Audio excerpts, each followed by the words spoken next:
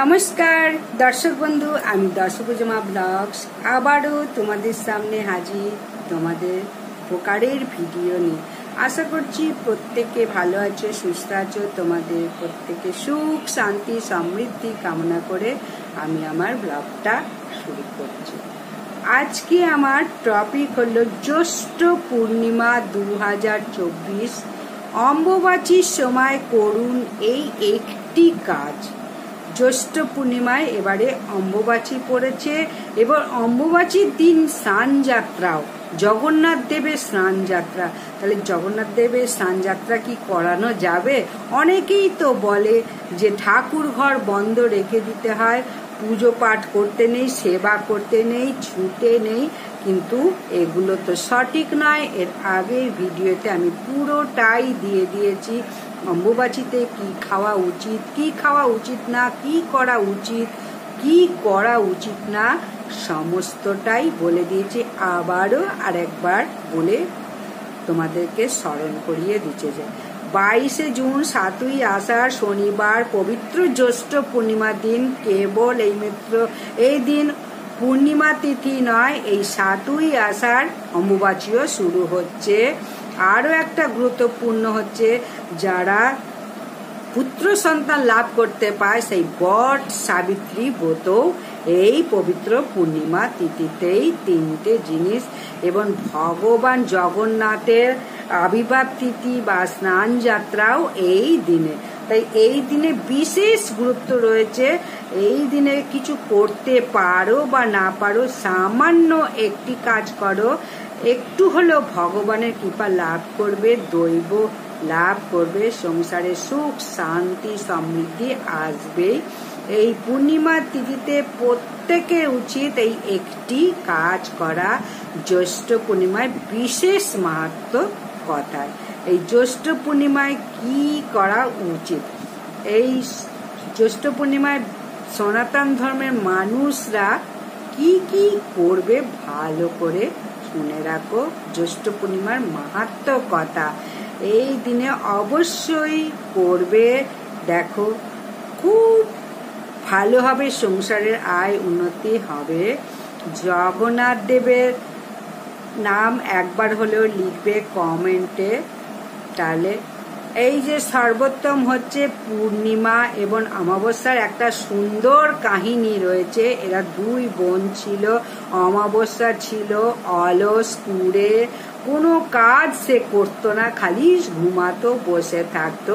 আর যে পূর্ণিমা ছিল সে সবসময় ধর্মীয় উপাসনা, হরগৌরী, হরপার্বতীর পূজা, সবসময় একটা কাজ করতো, বসে থাকতো না, কুড়েমি করতো না।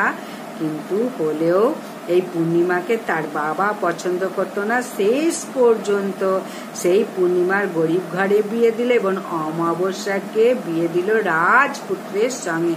পূর্ণিমা সেই গরিব থেকে হরগৌরী পুজো করতে করতে সে একদিন বিশাল বড়লোক হয়ে গেল। এইভাবে একদিন বোনের বাড়িতে ধুমধামে পুজো দিচ্ছে, হরগৌরী পুজো দিচ্ছে পূর্ণিমা। সেই সময় সবাইকে নেমন্তন্ন করেছে, কিন্তু ছোট বোন পূর্ণিমাকে নেমন্তন্ন করেনি। কিন্তু পূর্ণিমা যেহেতু শুনেছে হরগৌরীর পুজো, তখন সে নিমন্ত্রিত না হয়েও সেই অমাবস্যার বাড়িতে গেছে এবং পূর্ণিমার সবাই পূর্ণিমাকে নেমন্তন্ন করলো। সেখান থেকে চলে এলো এবং এসে হরগৌরীকে জানাচ্ছে, আমার জীবনে কেন এত দুঃখ, আমি কি পাপ করেছি, আমি তো ধর্ম নিয়ে চলি, ধর্ম কথা বলি, পূজা পাঠ করি, আমার বোন তো তার পুরো বিপরীত। তাই এই পূর্ণিমা তিথিতেই একটা বিশেষ কাহিনী, যে পূর্ণিমা হরগৌরীর পুজো করতে করতে সে নিজের লক্ষ্যে পৌঁছেছিল। এই পূর্ণিমাকে শুভ এবং মঙ্গলময় বলা হয়েছে। বিশেষ করে ঠাকুর পুজোর খুব উত্তম সময় এই পূর্ণিমার দিন, বিশেষ করে জ্যৈষ্ঠ পূর্ণিমায়। আমরা নানান রকম কাজের জন্য সব সময় পুজো পাঠ করতে পারি না, কিন্তু বিশেষ বিশেষ সময় অবশ্যই পুজো পাঠ করা উচিত। যেমন ভালো তিথি, জামাই ষষ্ঠী, স্নান যাত্রা, তারপরে সত্যনারায়ণের পুজো, এসব অবশ্যই করা উচিত। ইষ্ট দেবের কৃপা ছাড়া কোনো কিছুই হয় না, যত বড় ব্যক্তি হোক না কেন। স্বয়ং রাবণেরও ইষ্ট দেবতা ছিল। তাই প্রত্যেকের উচিত ইষ্ট দেবতা জ্ঞানে, কেউ ভগবান বিষ্ণুর, কেউ জগন্নাথ দেবের, কেউ ত্রিভুবনে পূজিত রাবণ, যাকে সবাই ভয় করত, তিনি শিব জ্ঞানে পূজা করতেন রাবণ। তাই প্রত্যেকের ইষ্ট দেবতা থাকা প্রয়োজন। সবাই সুখ শান্তি ধ্বনিত হতে চায়, কিন্তু সেই ব্যক্তি প্রকৃত ধ্যানী, যার উপরে ইষ্ট দেবতার কৃপা রয়েছে, গুরুদেবের আশীর্বাদ হয়েছে, এই সময় একটু উন্নত জগতে যাওয়ার প্রকৃত উদ্দেশ্যই হচ্ছে ইষ্ট দেবতাকে স্মরণ করা। মূলত এটাই বলবো, পূর্ণিমা তিথিতে স্বর্গ দেবতারাও পূর্ণিমা তিথিকে কাজে লাগায়। এই পবিত্র পূর্ণিমা তিথিতে তন্ত্র সাধনা বলো, যে কোনো পূজা পাঠ সর্বোচ্চ হচ্ছে এই পূর্ণিমা তিথি। এই পূর্ণিমা তিথিকে বিশেষভাবে দেখা উচিত, কারণ এই পূর্ণিমাতে আবার অম্বুবাচী পড়েছে। অম্বুবাচী জল, বাচী মানে বৃদ্ধি। গ্রীষ্মে প্রখর তাপে, এই তাপের পরে বৃষ্টির সিজন আসে। বর্ষাকাল, আষাঢ় মাস, বর্ষা তো শুরুই হয়ে গেছে। এই অম্বুবাচী শুরু হয় আষাঢ় মাসের 7 তারিখে প্রতি বছরের মতো। মায়েদের যেমন রজস্বলা হয়, সেই রকম পৃথিবীতেও ধরিত্রীতে 7 প্রকার মা রয়েছে, এবং এই 7 প্রকার মায়ের নিজের মা যেমন আপন মা, সেরকম গুরুদেবের স্ত্রীও মা, ব্রাহ্মণের রাজা স্ত্রী, রাজরানী সকলেই মা। ধরিত্রী দেবী পৃথিবীর মা, ওনাকেও মা বলে গণনা করেছে। 7 প্রকার মায়ের মধ্যে মা হচ্ছেন ধরিত্রী দেবী। প্রত্যেকে এই কাজটা করা উচিত। ভোরবেলা উঠে বসুমাতাকে প্রণাম করা। সাধু সন্তরা আজও সেই বসুমাতাকে মাতৃজ্ঞানে প্রণাম করে।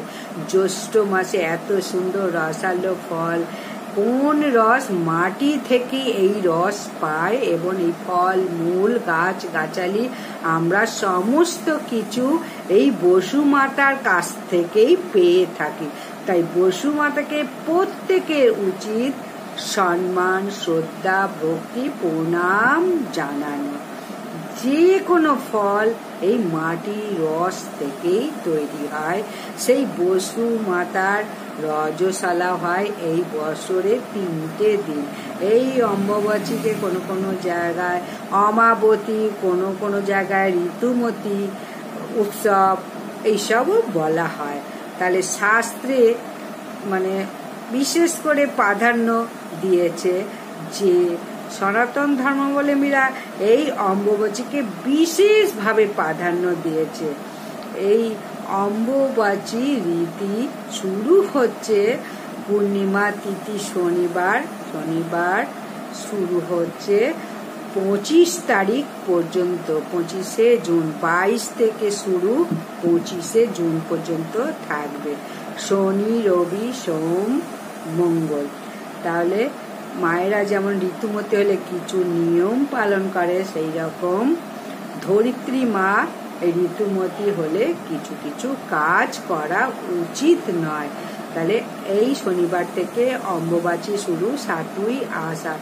আবার এই দিনকে বট সাবিত্রী ব্রত।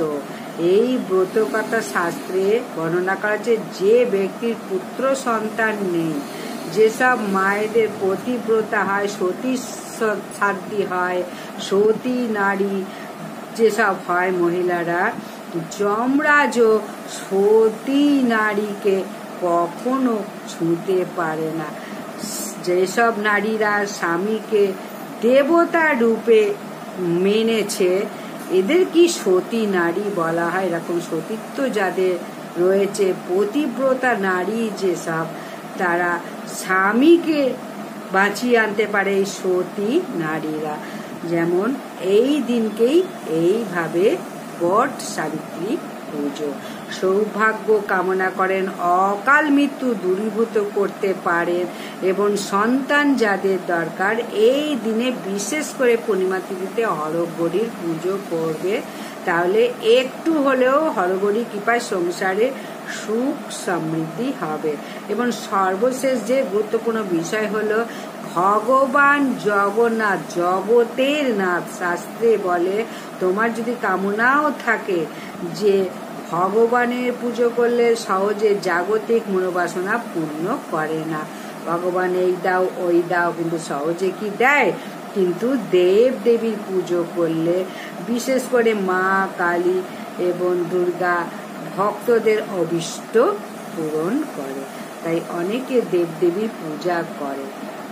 শাস্ত্রে যদি কামনা থাকে, শাস্ত্রে বলা আছে যদি কোনো কামনা বাসনা থাকে, যদি কামনা বাসনা নাও থাকে, যে অনেক কিছু প্রার্থনা করে অভীষ্ট পূরণের জন্যে, কিন্তু কামনা থাকে বা নাও হয়ে থাকো, নিষ্কামী হয়ে থাকো, তাহলে একমাত্র ভগবানকে প্রাপ্তি করো, ভগবানকে উপাসনা করো। সেই ভগবান হচ্ছে জগতের নাথ। এই পবিত্র পূর্ণিমা তিথিতেই স্নান যাত্রা জগন্নাথ দেবের। এই জগন্নাথ দেবের মাহাত্ম্য কথা অবশ্যই শ্রবণ করা উচিত। এই পূর্ণিমার দিনে স্নান যাত্রা ঘটা করে করা হচ্ছে। 101 কলসি জল দিয়ে জগন্নাথকে গঙ্গার জল দিয়ে স্নান করানো হয়। সব থেকে কলিযুগের মূর্তি হচ্ছে জগন্নাথ। আমরা যদিও জানি কলিযুগের যুগ অবতার হচ্ছে চৈতন্যদেব, যদিও একই ভগবান জগন্নাথ চৈতন্যদেব, জগন্নাথ কিন্তু আরো বেশি করুণাময়। কোনো সময় চোখ বন্ধ নেই জগন্নাথে, এটাই বিশেষত্ব, চোখ খুলে রাখে। গৌরাঙ্গ মহাপ্রভুর পুজো করলে যদি ভুল ত্রুটি হয় তাহলে কিন্তু অপরাধ দিয়ে দেয়। জগন্নাথ দেব এমন একটা ভগবান, যদি কোনো অপরাধ হয় তাহলে কোনো অন্যায় বা পাপ দেয় না। ভালো ভালো ভোগ ব্যঞ্জন করে যদি জগন্নাথকে দেওয়া হয়, ভীষণ খুশি হয় জগন্নাথ দেব। জগন্নাথ বলতে গেলে পেটুক, তিনি বেশি বেশি খায়, বেশি বেশি ভোগ অর্পণ করলে তিনি ভীষণ খুশি। সেই জগন্নাথ দেবের আবির্ভাব তিথি হচ্ছে 7ই আষাঢ় শনিবার, জ্যৈষ্ঠ পূর্ণিমার দিন। এই পূর্ণিমা আষাঢ় মাসে যদিও পড়েছে, একে কিন্তু মূলত জ্যৈষ্ঠী পূর্ণিমাই বলা হয়ে থাকে। তাহলে আমরা জেনে নেব পবিত্র পূর্ণিমা তিথি কখন শুরু হয়েছে। 6ই আষাঢ় শুক্রবার সকাল 6:50 থেকে শুরু হচ্ছে, থাকবে 7ই আষাঢ় সকাল 6:33 পর্যন্ত। সেই জন্য উদয় তিথি মিলেই 7ই আষাঢ় পূর্ণিমা পালন করা হবে। এই দিনে অবশ্যই মনে রাখতে হবে প্রত্যেকে বেশি দেরি করে ঘুমানো উচিত না, তাহলে আয়ু ক্ষয় হয়। শুভ দিনে ভালো হবে খুব ভোর ভোর ঘুম থেকে ওঠা। অলৌকিক একটা গুণ হচ্ছে বেশি বেলা করে ঘুমায়। যে কাহিনীটা বললাম অমাবস্যা এবং পূর্ণিমা, অমাবস্যা অলস সবসময় বেশি করে ঘুমাতো, কাজ করতো না, ইষ্ট দেবতার পূজা করতো না, কিন্তু পূর্ণিমা ঠিক বিপরীত, ব্রহ্ম মুহূর্তে উঠতো, পূজা পাঠ করতো, ভীষণ কর্মঠ। এই দিনে কৃষ্ণের প্রসাদ বিহীন স্নান যাত্রার দিন, জগন্নাথের স্নান যাত্রার দিন কৃষ্ণ প্রসাদ ছাড়া অন্য কিছু খাবে না। জগন্নাথ দেবের পুরী ধামে এত প্রসাদ হয়, এতবার ভোগ দেওয়া হয় যে জগন্নাথ দেবের হাত কখনো শুকায় না। সেই জগন্নাথ দেবের প্রসাদ এই দিনে গ্রহণ করো। যেসব জিনিস মানুষকে ভক্ষণ করা উচিত না সেই জিনিস আমরা খেয়ে ফেলি, কিন্তু এই দিনকে কৃষ্ণ প্রসাদ বিহীন অন্য কোনো খাবার গ্রহণ করা উচিত না।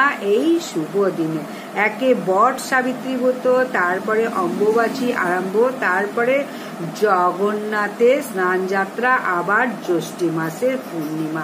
তাহলে এই দিনে বিশেষভাবে গুরুত্বপূর্ণ। এই যে অম্বুবাচী আরম্ভ, এই দিন থেকে মাটি খুঁড়বে না, কোনো বৃক্ষ রোপণ করবে না, গাছপালা রোপণ করবে না। এই শুভ এবং পবিত্র দিনে যদি এইসব করো, ভূমি দেবী খুব রুষ্ট হয়ে যাবে। এই শুভ দিনে, পবিত্র দিনে কোনো আমিষ গ্রহণ করা উচিত না। যে কোনো শুভ পুজো পাঠের দিনে আমিষ গ্রহণ করা উচিত নয়।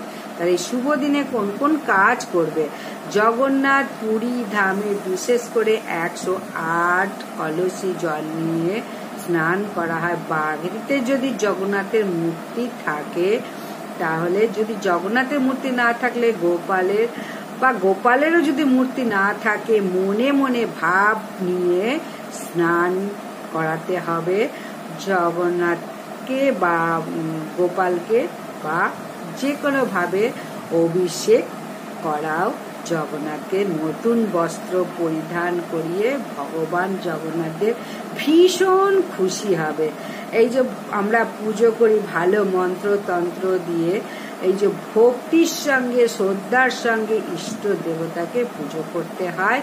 এই দিনকে জগন্নাথ দেবের আবির্ভাব তিথি যেহেতু, তাহলে জগন্নাথ দেবের বিশেষভাবে প্রিয় খাবারগুলো ভোগ অর্পণ করতে হবে। জগন্নাথের 56 রকমের ভোগ রান্না হয় প্রতিদিন। তাহলে তুমি যত রকম পারো করে জগন্নাথ দেবকে ভোগ দাও, তাহলে তোমাকে কোনো দিন অভাবে রাখবে না। তাহলে সবসময় মনে রাখবে, এই দিনকে জগন্নাথকে স্নান করাও। এবং দ্বিতীয়, যারা মা লক্ষ্মী পূজা করো, সংসারে সুখ শান্তি বৃদ্ধি করতে পারো, লক্ষ্মী মায়ের সঙ্গে নারায়ণের পুজো করো, পারলে একটু আমাপা সিন্নি দাও। খুবই শুভ দিন।